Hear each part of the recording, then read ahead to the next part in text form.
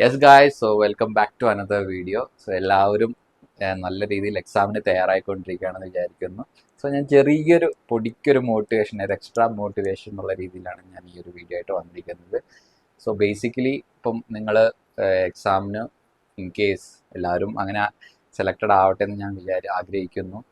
അങ്ങനെ selected ആവുകയാണെന്നുണ്ടെങ്കിൽ next process എന്താണ്, അതേപോലെ തന്നെ what of the training details, അല്ലെങ്കിൽ പറയുന്ന പോലെ തന്നെ ഡോക്യുമെന്റ് വെരിഫിക്കേഷൻ എങ്ങനെയാണ്, മെഡിക്കൽസ് എങ്ങനെയാണ്, അതിനെക്കുറിച്ചുള്ള ഒരു ഡീറ്റെയിൽഡ് ആയിട്ടുള്ള ഒരു വീഡിയോ ആണിത്.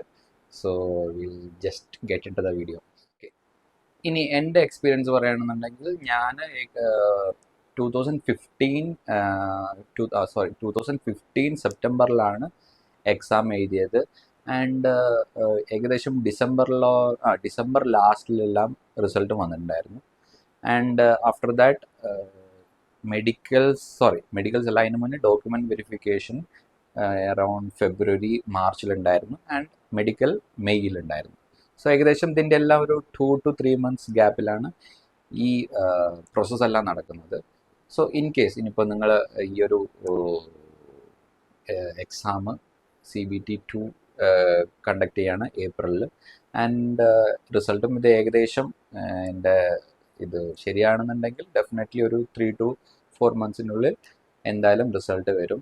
ആൻഡ് ഇനി അത് കഴിഞ്ഞിട്ടുള്ള പ്രോസസ്സ് എന്ന് പറയുന്നത് DV ആണ്.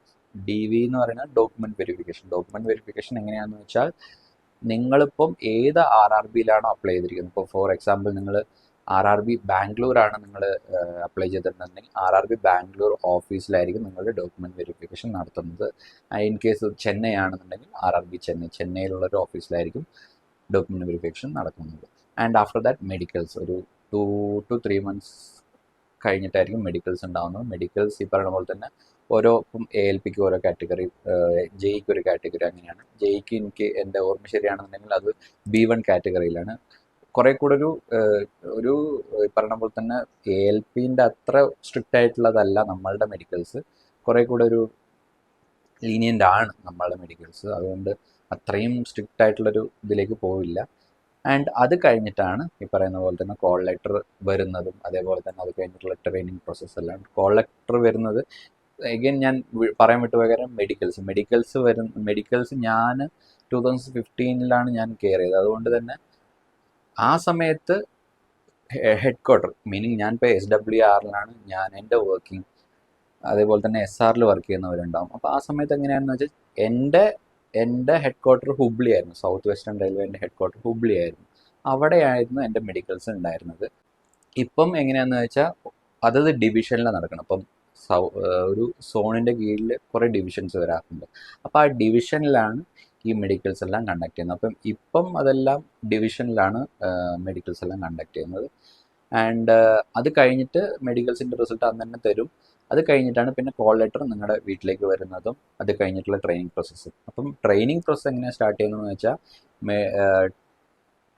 SRലും അതേപോലെ തന്നെ SWRലും ഉള്ള കാൻഡിഡേറ്റ്സ്, ഇപ്പോൾ സെലക്ടഡ് ആയിട്ടുള്ള കാൻഡിഡേറ്റ്സ്, എൻ്റെ ട്രെയിനിങ് സമയത്ത് SRും ഉണ്ടായിരുന്നു, SWR ഉണ്ടായിരുന്നു, പ്ലസ് SCR ഉണ്ടോ എന്നൊരു ഡൗട്ട്. പക്ഷെ മോസ്റ്റ് ഓഫ് ദ സ്റ്റുഡൻസ് അല്ലെങ്കിൽ മോസ്റ്റ് ഓഫ് ദ കാൻഡിഡേറ്റ്സ് SRും SWR തന്നെയായിരുന്നു.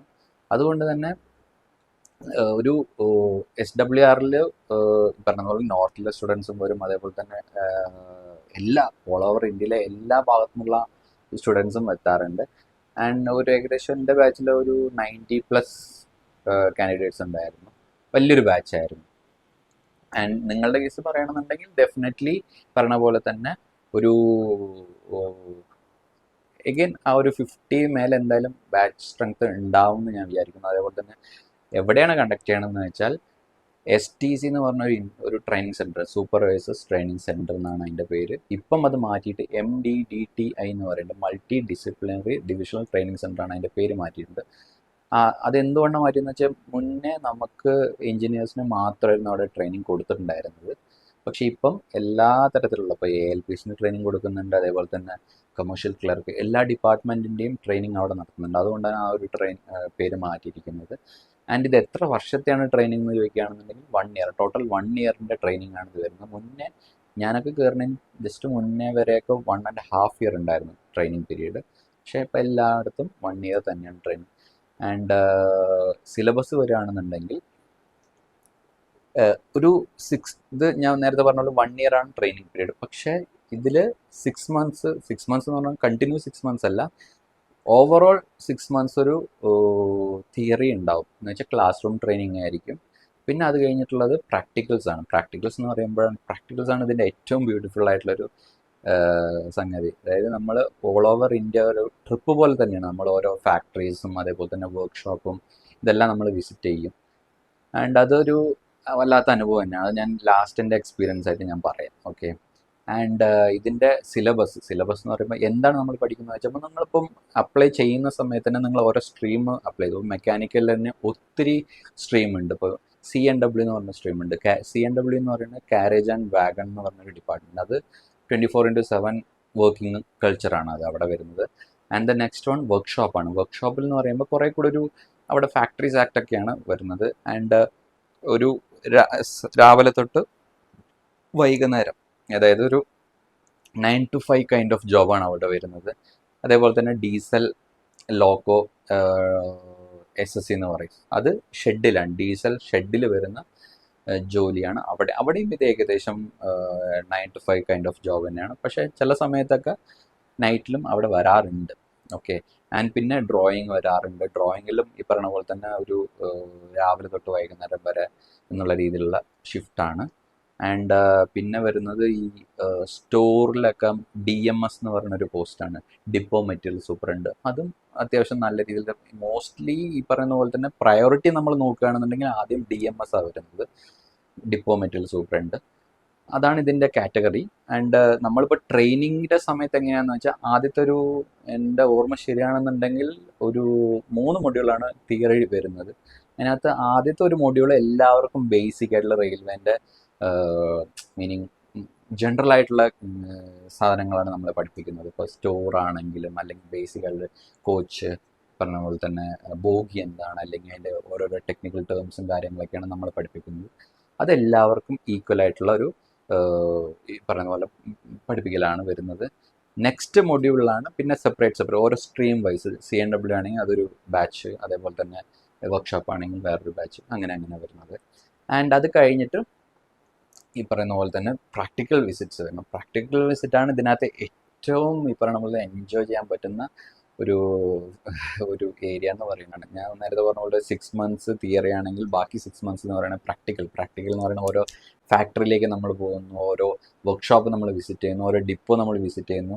അവിടെ വിസിറ്റും ചെയ്യുന്നുണ്ട്. പിന്നെ പ്ലസ് നമുക്ക് അവിടെ ഈ പറഞ്ഞ പോലെ തന്നെ എൻജോയ് ചെയ്യാനുള്ള അവിടെ ഈ പറയുന്ന പോലെ തന്നെ ടൈമും കിട്ടലുണ്ട്. ഇപ്പം ഞാൻ വാരണാസിയിലൊക്കെ പോകുന്ന സമയത്ത് നമുക്ക് അവിടെ കുറേ കൂടെ ഒരു ഹരിദ്വാർ അവിടെ ഇവിടെയൊക്കെ നമുക്ക് പോകാനായിട്ടുള്ളൊരു ഓപ്ഷൻ നമുക്ക് കിട്ടിയിട്ടുണ്ടായിരുന്നു. ആൻഡ് ലക്നൗ ആണെങ്കിൽ നമ്മൾ അവിടെ നിന്ന് മസൂരി, അങ്ങനെയുള്ള കുറേ പറഞ്ഞ പോലെ തന്നെ ഞാൻ ഇപ്പോഴും പറയുന്നത്, അതായത് ഈ റെയിൽവേയിൽ തന്നെ ഏറ്റവും, അതായത് ബാക്കിയുള്ള ഏതിപ്പം SMൻ്റെ ട്രെയിനിങ് ആണെങ്കിൽ അല്ലെങ്കിൽ വേറെ ഏത് ട്രെയിനിങ്ങിനെ കമ്പയർ ചെയ്യുന്ന സമയത്ത് JEE മെക്കാനിക്കലിനാണ് ഏറ്റവും അടിപൊളിയായിട്ടുള്ള officer level kind of training കിട്ടുന്നത്. JEE മെക്കാനിക്കലിന് മാത്രമേ ഉള്ളൂ. അത് ഞാൻ അഷ്യൂർ ചെയ്യുകയാണ്. എന്താണെന്നുണ്ടെങ്കിലും നിങ്ങളിപ്പം ഇതിനകത്ത് വരികയാണെന്നുണ്ടെങ്കിൽ ഡെഫിനറ്റ്ലി യു വിൽ ബി ഒരു പറയണ പോലെ തന്നെ ആ പ്രാക്ടിക്കൽ വിസിറ്റ്സ് എന്ന് പറയുന്ന സാധനം കുറേ കൂടെ നമുക്ക് എൻജോയ് ചെയ്യാം. പിന്നെ ഓവറോൾ ട്രെയിനിങ് എന്ന് പറയുന്നത് തന്നെ ഒരു റിലാക്സിങ് കൈൻഡ് ഓഫ് ഒരു സ്കീം തന്നെയാണ് ട്രെയിനിങ് എന്ന് പറയുന്നത്. So it will be nice. എന്ന് വെച്ചാൽ ഞാൻ എൻ്റെ ഒരു പേഴ്സണൽ എക്സ്പീരിയൻസ് പറയുകയാണെന്നുണ്ടെങ്കിൽ ഞാൻ പഠിച്ചതെല്ലാം നാട്ടിൽ തന്നെയാണ്. എൻജിനീയറിംഗ് എല്ലാം ട്രിവാൻഡ്രത്തായിരുന്നു. അത് കഴിഞ്ഞിട്ട് ഞാൻ കേരളത്തിന് പുറത്തേക്ക് വരുന്ന തന്നെ ഇങ്ങനെ ഈ ഒരു റെയിൽവേ ജോബ് കിട്ടിയതിന് ശേഷം. പിന്നെ പുതിയ ആളുകൾ, പുതിയ ഭാഷ, പുതിയ കൾച്ചർ, അങ്ങനെ ഓരോ കാര്യങ്ങൾ പഠിക്കാനും അതേപോലെ തന്നെ ഞാൻ എപ്പോഴും ആര് ചോദിച്ചാലും ഞാൻ പറയുന്നൊരു കാര്യം എന്താണെന്ന് വെച്ചാൽ, ഞാൻ റെയിൽവേയിൽ വന്നതിന് ശേഷം ഞാൻ തന്നെ ആസ് എ പേഴ്സൺ, അല്ലെങ്കിൽ നമ്മളുടെ ഒരു വീക്ഷണകോണ് അല്ലെങ്കിൽ നമ്മുടെ പേഴ്സ്പെക്റ്റീവ് ഒക്കെ മാറുന്നത് തന്നെ നമ്മളിങ്ങനെ ഇൻഡിപെൻഡൻ്റ് ആയിട്ട് നമ്മൾ ഓരോ സ്ഥലങ്ങളിലേക്ക് പോകുന്നു, അവിടെ പുതിയ ആൾക്കാരെ കാണുന്നു, കൾച്ചർ പഠിക്കുന്നു, പുതിയ സംഭവങ്ങൾ, എല്ലാ കാര്യങ്ങളും നമ്മൾ എക്സ്പീരിയൻസ് ചെയ്യുന്ന സമയത്ത് നമ്മളുടെ തന്നെ നമുക്കൊരു കോൺഫിഡൻസും ആ കാര്യങ്ങളൊക്കെ വരാനായിട്ട് ഇത് നല്ല രീതിയിൽ തന്നെ സഹായിച്ചിട്ടുണ്ട്. സോ ഈ ഒരു ട്രെയിനിങ് പീരീഡ് തന്നെയാണ് എൻ്റെ, അതേപോലെ തന്നെ ഈ ഒരു റെയിൽവേൻ്റെ ഒരു ഹണിമൂൺ പീരീഡാണ് ഈ സത്യത്തിൽ ഈ ഒരു ട്രെയിനിങ് എന്ന് പറയുന്നത്. സോ നിങ്ങൾ മാക്സിമം ഈ പറയുന്ന പോലെ തന്നെ വരികയാണെന്നുണ്ടെങ്കിൽ മാക്സിമം ഹാർഡ് വർക്ക് ചെയ്യുക. നിങ്ങൾക്ക് എന്തായാലും കിട്ടിയിരിക്കും. ഞാൻ എല്ലാവർക്കും നല്ല ഈ പറയുന്ന പോലെ തന്നെ വിജയം ആശംസിക്കുകയാണ്. സോ കൂടുതലൊന്നുമില്ല. എനിവേ എല്ലാവരും നല്ല രീതിയിൽ തന്നെ പഠിക്കുക, പൊളിക്കുക. നമുക്ക് എവിടെയെങ്കിലും വെച്ച് കാണാമെന്ന് ഞാൻ പ്രതീക്ഷിക്കുന്നു. Okay, by.